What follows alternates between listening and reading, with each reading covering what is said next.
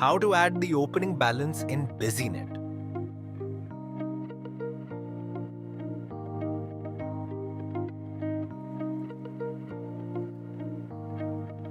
Users can add the opening balance by selecting account type, account name, balance type, and add the opening balance amount.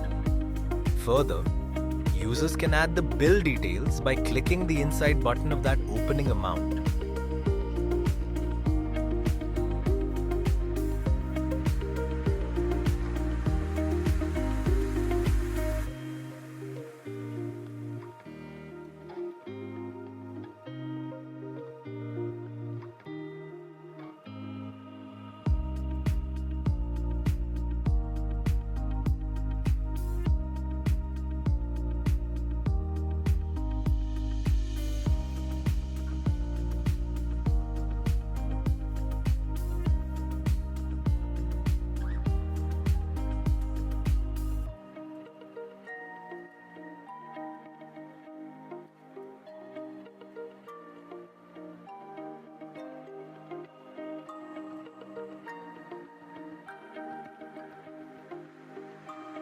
Thank you. For more details or queries, please contact Businet team.